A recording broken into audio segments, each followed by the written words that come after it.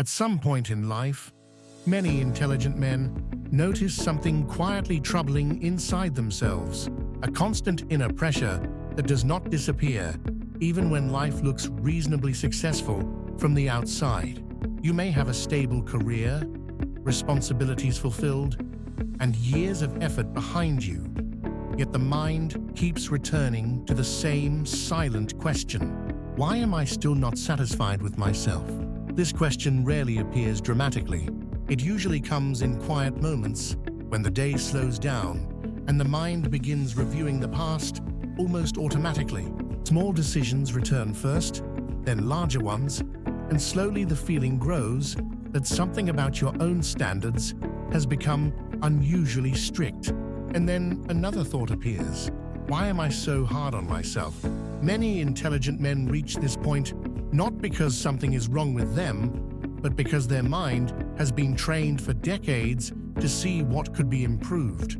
The same ability that helped them succeed gradually turns inward. The analytical habit that once solved problems at work begins examining their own life with the same relentless precision. And precision rarely produces satisfaction. When the mind is trained to detect mistakes, it becomes very efficient at finding them. Even small imperfections become visible, and once they are visible, they begin to feel significant. The mind rarely pauses to appreciate what is already working, because its primary function has always been to identify what still needs correction. This is not pessimism. It is simply a highly trained pattern of attention. Earlier in life, this pattern often feels productive. It pushes a man to study harder, work longer, prepare better, and think through consequences that others may overlook. In many situations, this mindset becomes a real advantage. But something changes with time. The same internal system that once improved external results slowly begins evaluating the man himself.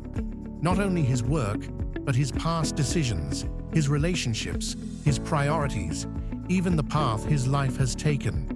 And the evaluation becomes thorough. Very thorough.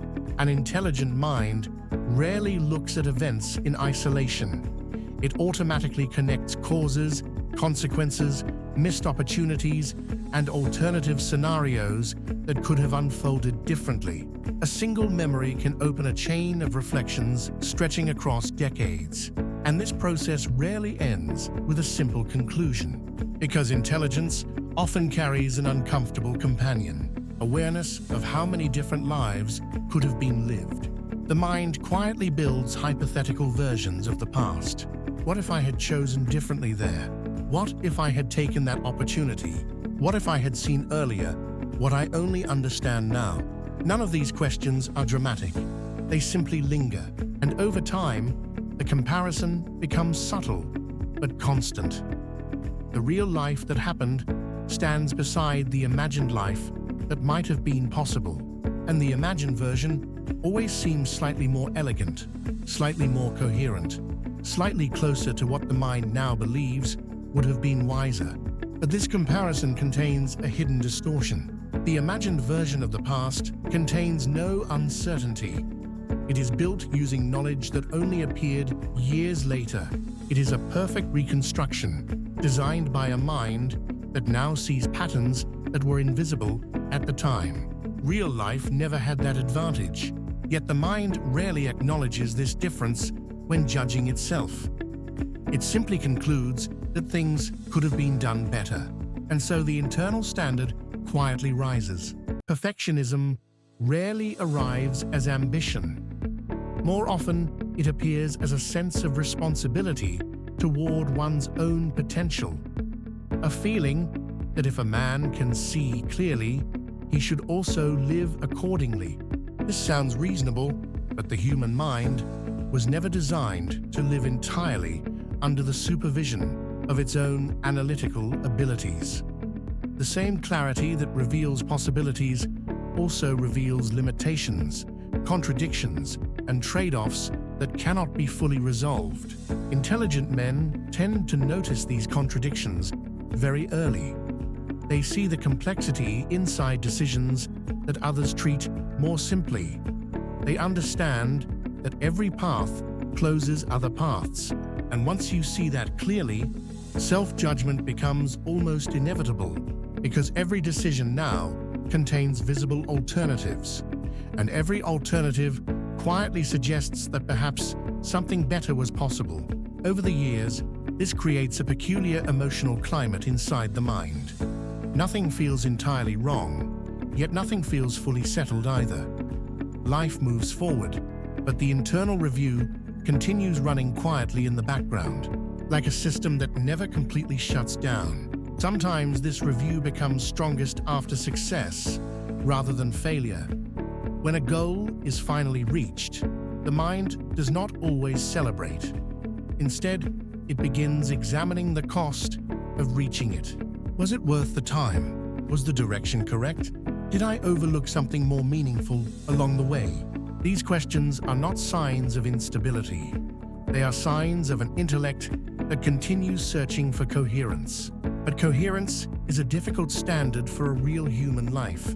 Life rarely unfolds as a perfectly designed structure. It grows more like a landscape shaped by many small decisions, circumstances, responsibilities, and unexpected turns that only make partial sense when viewed from the present moment. Yet the analytical mind prefers clean structures. It likes when everything fits logically into place, and when life refuses to organize itself so neatly, dissatisfaction quietly appears. Not because life failed, but because the mind expected a clearer pattern. Many intelligent men eventually realize something uncomfortable. The same intellect that helped them understand the world now applies the same rigorous logic to themselves. But a human life is not a system that can be optimized indefinitely. It contains emotions, timing, obligations, other people, and unpredictable events that cannot be fully controlled. Even the most thoughtful decisions unfold inside conditions that no mind can fully anticipate. Still, the internal critic rarely accepts this limitation easily. It continues asking whether things could have been handled better. And because intelligence produces many possible answers, the questioning rarely stops. Over time, this creates a quiet sense of tension between two parts of the same mind. One part recognizes that life has been lived with effort, responsibility, and genuine attempts to make good choices. The other part keeps analyzing those same choices as if they were problems waiting to be solved.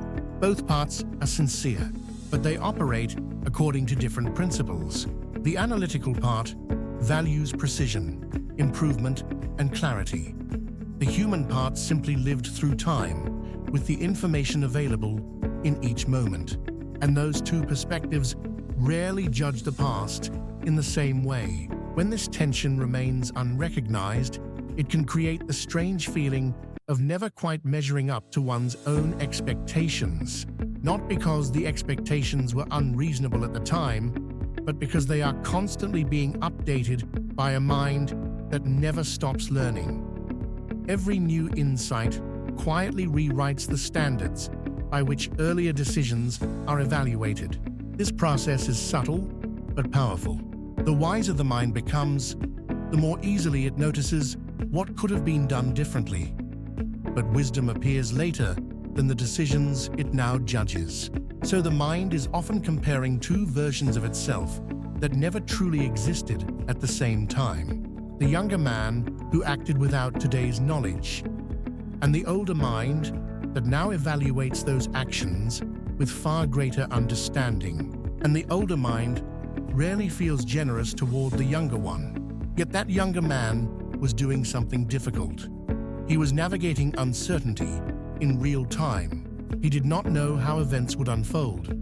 He did not know which risks would succeed or fail. He simply moved forward, using the best reasoning available at that moment. That is how all lives unfold. But intelligence sometimes forgets this basic fact because it prefers retrospective clarity.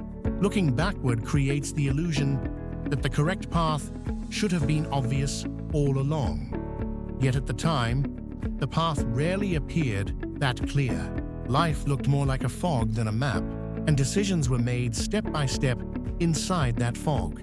When this perspective slowly becomes visible, something interesting begins to change inside the mind.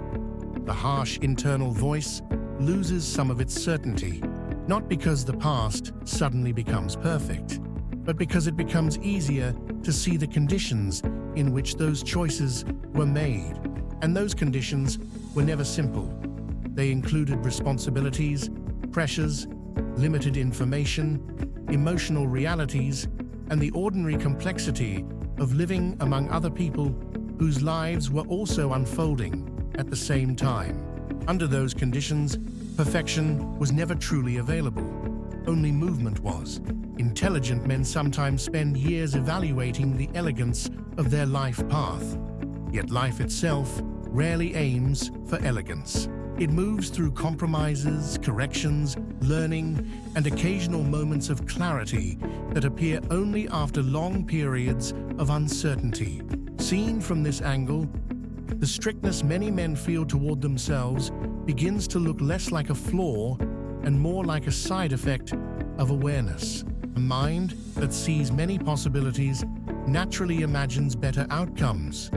A mind that values responsibility naturally wants those outcomes to have been achieved.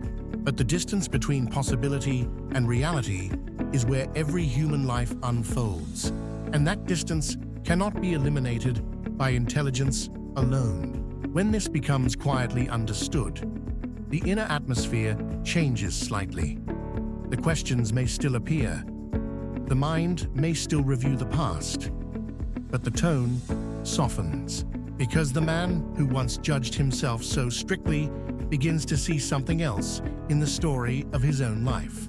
Not a sequence of imperfect decisions, but a long process of learning how complex a human life actually is. And once that complexity becomes visible, the question, "Why am I so hard on myself?" slowly transforms into a quieter recognition. Perhaps the strictness was never really about failure. Perhaps it was simply the mind trying to understand a life that could never be fully solved.